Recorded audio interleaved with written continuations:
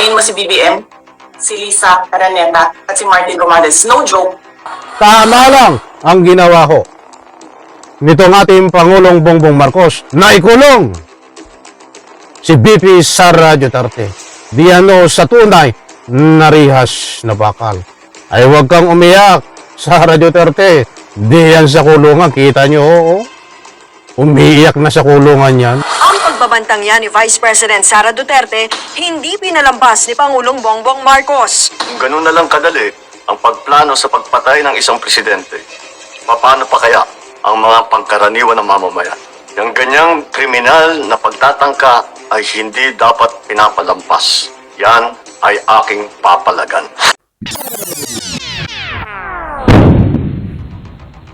Alright, welcome back to my YouTube channel. I'm Andy's Vlog. Ito na. Ito na ang hinihintay ng taong bayan na makulong sa tunay na rihas na bakal. Itong si BP Sara Duterte. Sapagkat mga kaibigan, ang ating Pangulong Bongbong Marcos ay hindi pinalampas, pumalag tungkol dito sa pagbabanta at pagpatay sa kanya, tangkang pagpatay sa kanya ni BP Sara Duterte ay gumawa na ho ng matinding aksyon ang ating kasalukuyang Pangulo para sa lalong madaling panahon. Ito po ay makulong si BP Sara Duterte. Matindi ho ha. Lalong madaling panahon ay makulong si BP Sara Duterte. Nagtulong-tulong na ho, mga kaibigan.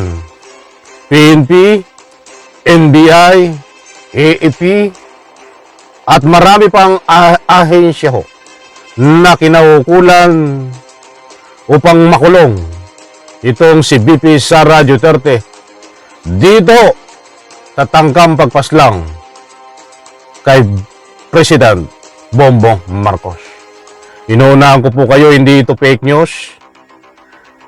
Gusto ko pong ibahagi sa inyo ang matinding aksyon na ginawa ho ng ating Pangulong Bongbong Marcos.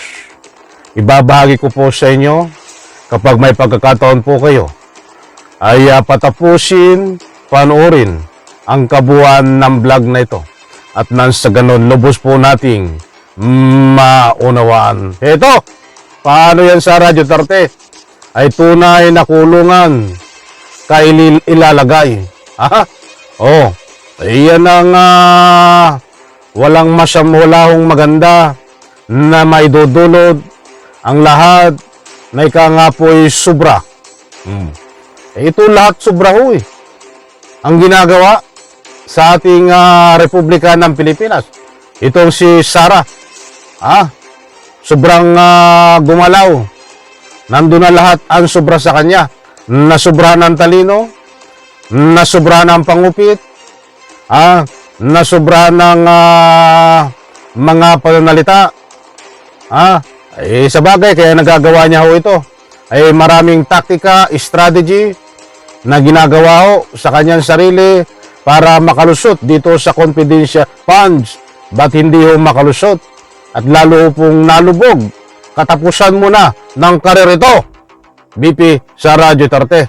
Nako, ay ito, sabik na akong maibahagi po sa inyo ang matinding galaw, aksyon para makulong itong si BP Sara Duterte.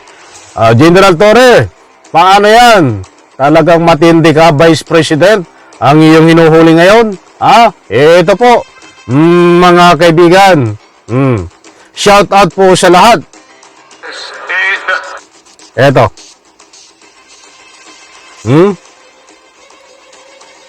Pinaragal ni Pangulong Bongbong Marcos ang bantang may kinontrata ng hitman si Vice President Sara Duterte para patayin ang Pangulo, ang First Lady at ang House Speaker. Hindi na raw hahantong sa drama kung sinagot na lang ng bise ang mga tanong tungkol sa kanyang confidential funds. Dahil naman sa death threat, dinoble ang seguridad ng Pangulo. Live mula sa Malacanang, nasa frontline balita kaya si Naku, ito na ang katapusan ng karir mo sa politiko. Tunay na kulungan ng bagsak mo, Sara Duterte. Pierre Fernandez, Mia, gaano kahigpit ang ginawang seguridad dyan? Jiggy, isa-isang ininspeksyon ng mga sasakyang papasok dito sa palasyo. Kanina, nasa 3 minuto ang haba ng tugon ni Pangulong Bongbong Marcos saan niya'y nakababahalang banta sa kanilang buhay ni Vice President Sara Duterte. May kinausap na ako na tao. Sinabi ko sa kanya, kapag pinatay ako, patayin mo si BBM, si Lisa Araneta, at si Martin Romales. No joke. Sige doon ka, diyan ka mag-joke sa kulungan. Sa Radyo Tarte. Tunay na kulungan no ito. Maghihimas ng riyas na bakal. No joke.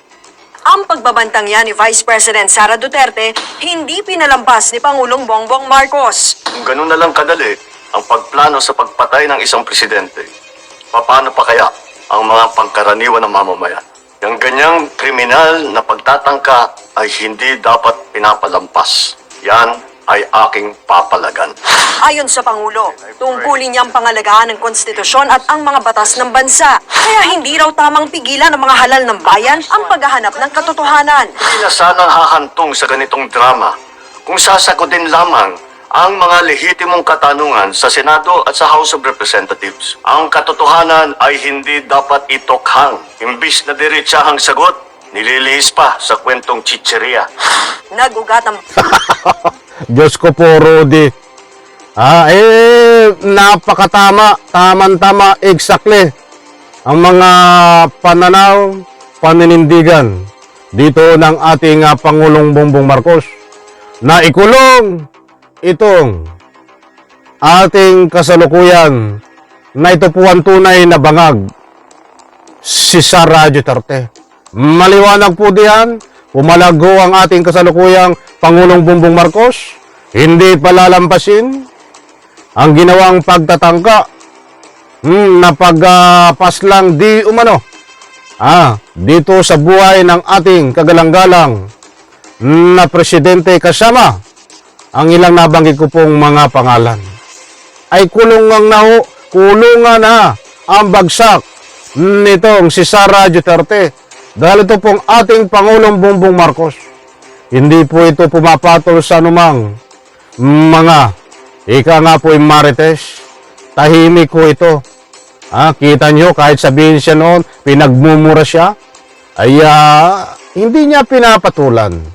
But ito pumalag na siya para makulong sa tunay na riyas na bakal. Itong si VP Sara Duterte ay ginawa na po ang karapat-dapat ni Pangulong Bongbong Marcos na yan ay sinusuportahan ng taong bayan, kasama po tayo doon.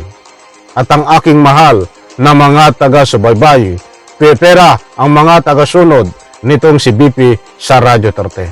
Eto pa, banta ni VP Sara nang tangkaing ilipat ang Chief of Staff niyang si Zuleika Lopez sa Women's Correctional Facility. Nakapiid si Lopez sa Kamara kaugnay ng investigasyon sa confidential funds ng opisina ng Bise. Giit ng Pangulo, 12 taon din siyang nanungkulan sa Kamara at Senado, kaya ginagalang niya ang independence nito. Kailangan manaig ang batas sa anumang sitwasyon, sino man ang tamaan. Kaya hindi ko hahayaan magtagumpay ang hangarin ng iba na hatakin ang buong bansa sa burak ng politika.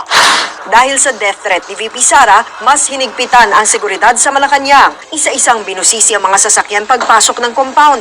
In-adjust din ang protocol para sa kaligtasan ng Pangulo. Didouble natin yung security ng President, lalo sa mga upcoming activities niya, mas iligting natin yung security.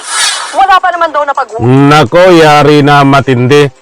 Mga kaibigan, talagang wala na pong lusot dito dahil matibay ang ebidensya na mismong galing sa bibig ni Sara Duterte. Huwag niyo ikatuwiran na kayo ay nagpapalusot pa lalo itong mga tagapagtanggol nito. Si Sara Duterte, wala ka ng lusot. Kaya diyan ka na lang matulog sa kulungan, Sara Duterte. Dahil din sa iyong mga kagagawan na inabuso mo ang iyong kapangyarihan, yung ugali mo sa Davao, na ikaw ay nag-ahari-harian, ay ina-apply mo sa buong Pilipinas dahil ikaw ay sa pagiging vice presidente na hindi pumapayag ang taong bayan na ganyan ang gawin mo. Kaya dapat ikaw diyan sa kulungan matulog. Apa? Ay heto pa. Usapan kung lilimitahan ba ang mga aktibidad ni PBBM pag susuotin siya ng bulletproof vest o lalagyan ng bulletproof glass ang presidential podium gaya ng ginawa nila noon kay dating Pangulong Rodrigo Duterte. Unang sinabi ng Presidential Security Command na sineseryoso nila ang banta sa Pangulo at sa First Family. Itinuturing daw itong usapin ng national security. Nakikipag-ugnayan na sila sa mga law enforcement agency para matukoy at mapigilan ang anumang panganib sa Pangulo at sa First Family.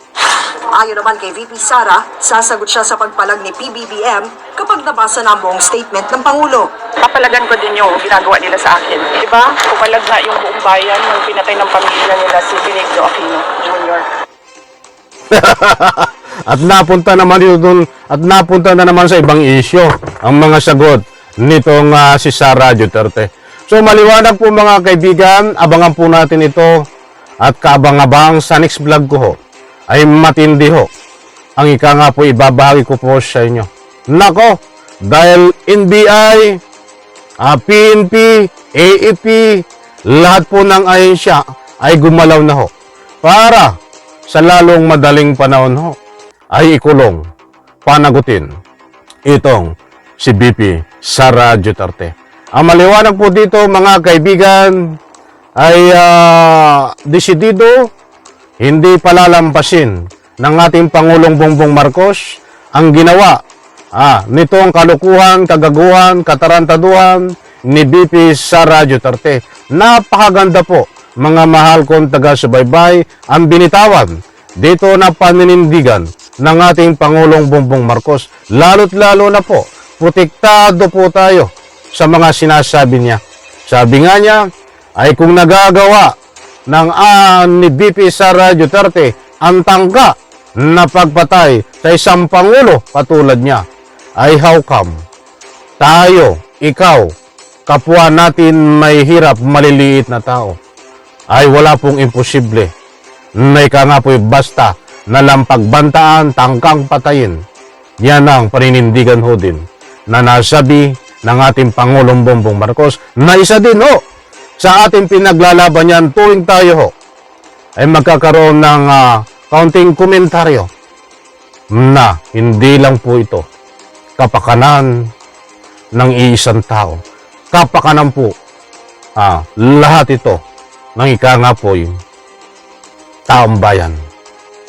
Kapakanan ng Republika ng Pilipinas. Kaya dapat managot. Tama lang ang ginawa ho nitong ating Pangulong Bongbong Marcos na ikulong si BP Sara Duterte.